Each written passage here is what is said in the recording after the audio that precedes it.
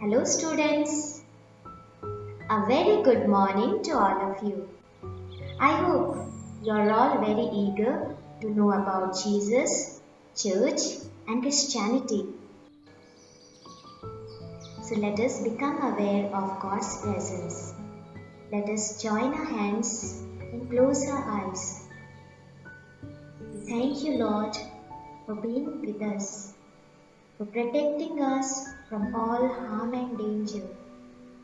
Lord, thank you for blessing us with all your blessings and graces. As we learn about you more and more, Lord, bless us that we may understand and put into practice whatever we are going to learn today. We make this prayer through Christ our Lord. Amen. So children, today we are going to learn our new chapter, the witness of Stephen. In this chapter, we will learn who was Stephen, how he witnessed Jesus to the people, and how he died, and how did his death bring newness to the church and strengthen the whole church. The message we draw from this chapter is, the disciple must be ready to lay down his life for the gospel. And the aim is to witness Jesus in life and death. Dear students, have you ever heard about Stephen? Or do you know who was Saint Stephen? So let me tell you. Stephen was one of the 7 deacons elected by the apostles to proclaim the word of God and also to help. He was a spirit-filled person.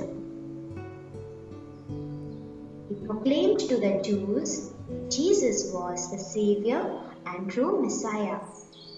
But Jews did not accept his testimony. They arrested him and produced him before the Jewish religious council. But he was not afraid of their threats. He openly accused them of killing Jesus. The leaders of Jews got angry and led him outside the city and stoned him to death. He was the first one who died for Christ. That is why he is called as the first martyr of the church. We celebrate Saint Stephen's feast on 26th December every year. Now we will watch from the Acts of the Apostles, chapter 7, verses 51 to 58, the witness of Stephen and also his stoning to death. This is the story of Stephen the martyr. 7 deacons were chosen by the apostles. Among them was Stephen, the eldest of the 7. He was established as archdeacon and was a man full of faith and filled with the Holy Spirit. He did many great wonders and miraculous signs among the people and preached Christ to them. Disputes from the Jewish teachers of the law arose against him, for they knew that Stephen spoke with wisdom. So in secret, they convinced men to falsely accuse him. "We have heard him speak blasphemous words against Moses and God." The people were stirred, and the scribes and elders came to Stephen. They seized him and brought him before the council to answer these charges. False witnesses who had secretly been set up were also present and said before the council, "This man does not cease to speak blasphemous words against this holy place and the law. We have heard him say that this Jesus of Nazareth will destroy this place and change the customs which Moses delivered to us." The high priest questioned Stephen about these accusations, and he responded with boldness and wisdom concerning the history of the Jewish nation, the holy prophets, and the execution of the Messiah. All who heard his speech became enraged, for his words had cut straight to their hearts. Suddenly, being full of the Holy Spirit, Stephen gazed into heaven and saw Jesus Christ standing at the right hand of God and said, "Look, I see the heavens opened, and the Son of Man standing at the right hand of God." The Jews shouted, covered their ears, and seized him at once, dragging him out of the city. They began to stone Stephen as he called on God and said, Lord Jesus, receive my spirit. Lord, do not charge them with this sin. And when he had said this, he fell asleep and gave up his soul to Christ. His body, though it was left for beasts, was secretly taken up and buried by a Jewish teacher named Gamaliel and his son Habib, who both believed in Jesus Christ. Stephen suffered at around the age of 30 and became the first Christian martyr. Students, we watched now that how Saint Stephen, filled with the Holy Spirit, witnessed Jesus to the people. Jewish leaders did not accept his testimony. They got angry with his testimony, and in anger they stoned him and killed him. Since the martyrdom of Stephen until today, there has been persecution to the church. People were killed because of their faith.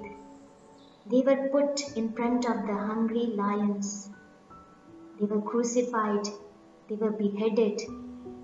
Even today, churches are broken. Churches are burnt. People are killed only because they profess that Jesus is the Savior and Messiah. Students, it is said that the blood of the martyrs is the seed of the church. Christianity began with shedding the blood, and Jesus began the Christianity by dying on the cross and by shedding his blood for us all. Dear students, after St. Peter's death, there are many people who have given up their life for Christ's sake and for their faith. Like St. Lawrence, who was fried for Christ. He said, "You have fried my one side, fry my another side also." St. Peter, who was crucified upside down. Sister Rani Maria, who gave up her life for the sake of people and for the sake of Christ.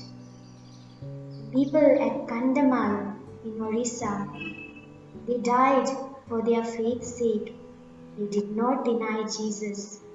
And recently, Father Stan Swami, who was working for the tribal people and who was falsely accused for his work, and he was kept in the prison.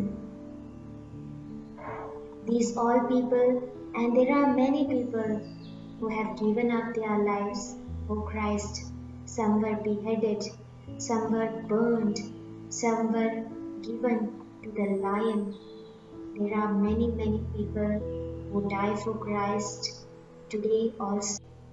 Students, I hope you understood who was Saint Stephen, why he died for Christ, and how he died for Christ, and how his death brought newness to the church, how his death strengthened the faith of the church and his people.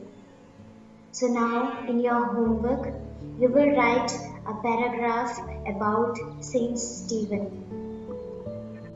Read the Acts of the Apostles, chapter 7, verses 51 to 58. There are some questions. Who was Stephen? What did Stephen say before his death?